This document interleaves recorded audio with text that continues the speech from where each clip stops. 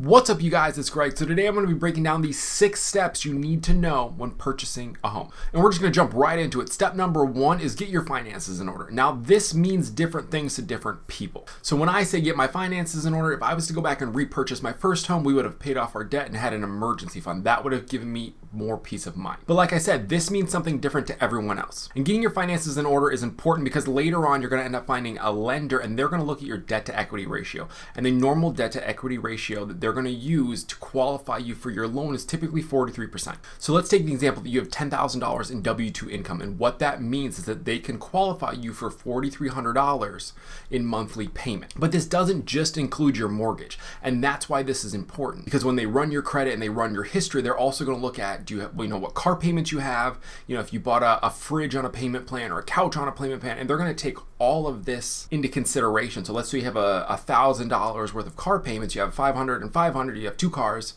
That means that you only qualify for $3,300 toward a mortgage payment. So that's why I think it's important that you can clean up a couple of the smaller things, like pay off your credit cards, or if you have a car loan that's getting close to being paid off, or let's say you have a fridge or a couch or something like that that's on a payment plan that you have the ability to take care of, or kind of put that in your budget or looking forward monthly. That may actually help you to be able to afford more on the mortgage because you've lowered your debt to equity ratio. So basically your outgoing money is lower, so you can qualify more for a home loan. And I think this is a step that a lot of people miss when they start thinking like, oh, I want to purchase a home, as they get wrapped up in looking on Zillow and trying to find their dream location and all these things, but they're not concerned with how am I going to qualify for this. And then we have number 2, which is price range and location, because let's be honest, the location determines partly the price range as well as the safety of the neighborhood, as well as what schools you're in, because if it comes down to just cosmetics of the home or things like that, those can be changed, but the school districts can't be changed. So if you have kids or you're preparing to have kids,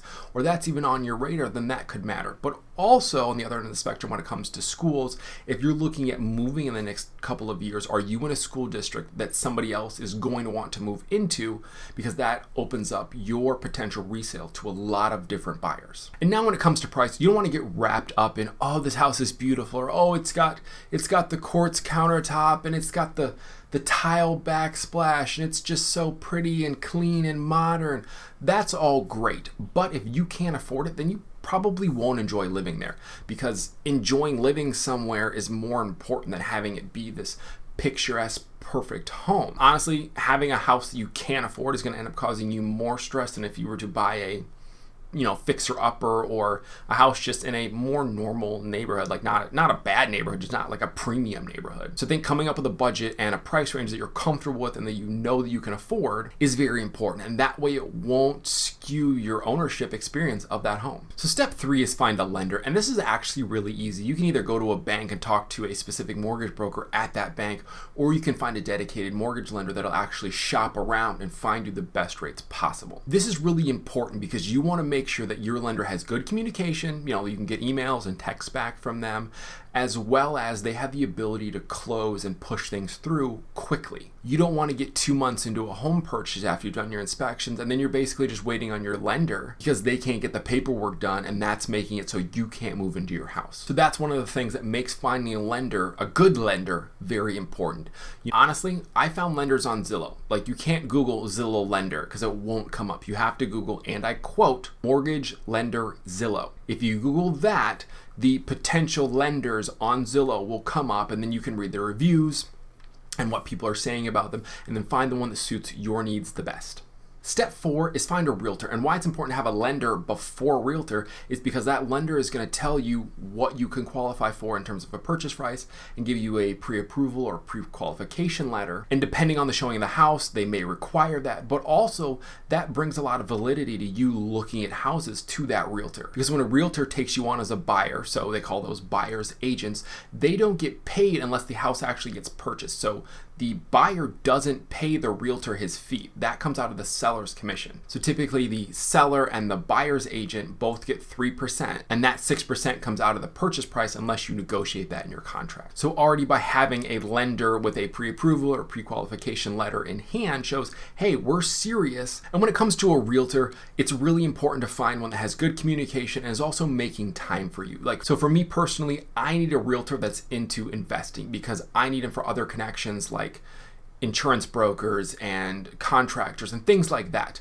Things that a normal realtor wouldn't necessarily have their hand in. So for me, it's a real big benefit if my realtor is actually flipping properties or owning rental properties, because that actually opens a huge door for me in terms of connections to labor and things that I'm going to need down the road. But just as a home buyer, really just having a realtor that's fairly good at negotiations as well as available is really what's most important. 5 is placing an offer. So once you found the property that you want, you can go ahead and place an offer. Now keep in mind that you don't have to offer what the realtor is suggesting.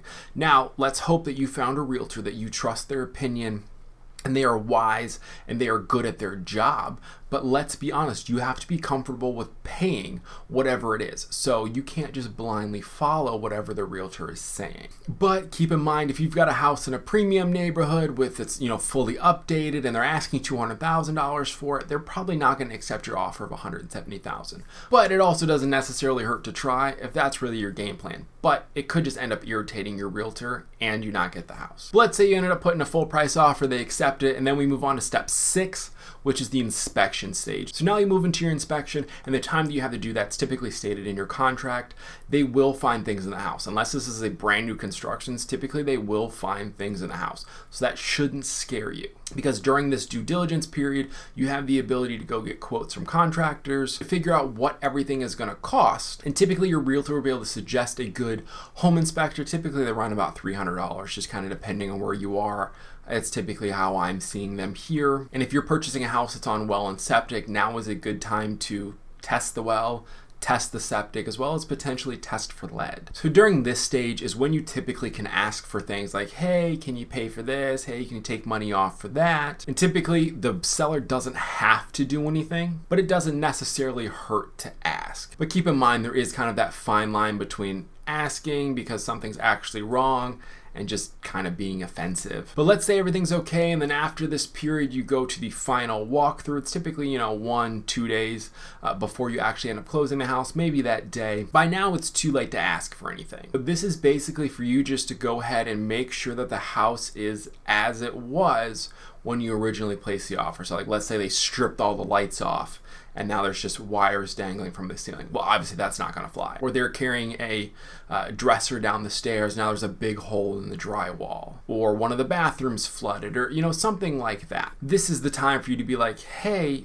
this isn't how it was when I decided to purchase it. Because even if you purchase a home as is, that typically means as is from the date that the offer is accepted, not as is however the heck you decide to leave it. So like, this is the time, like if there's still a tenant in there, like let's say you're purchasing a house that ended up being a rental or just has a family member living in there, they need to get out of the house and have their possessions out before you close on the property. It's in your best interest to delay the sale of the house, because once that tenant and that property becomes yours, that tenant becomes your problem, because you have lost all your leverage by handing over the money. So the previous owner has no reason to basically get off their butt and get the tenant out of the house. Now I say tenant, most likely this is end up being a family member or a child or somebody that's just really not wanting to leave because they're angry that the house is being sold. The buyer has a lot more power when purchasing a home. The seller pretty much kind of puts it all out there when they list the home, and then once everything's signed off, they're kind of just like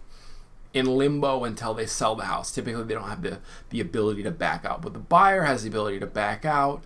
They have a lot more rights. The buyer has the ability to delay. Typically you see this in the loan hasn't come through or the appraisal hasn't come through or something like that. Typically that'll get delayed from the buyer's end. But keep in mind, I'm not a realtor nor am I a mortgage lender, so this is not professional advice. This is I'm just a guy on YouTube just giving an opinion. So let's say everything has gone smoothly and you finally take possession of your new house. Now you can sit back and enjoy. If you use this video in your house hunt, I'd love for you to comment down below. I'd love to hear your experience. But anyways, I'll catch you next video.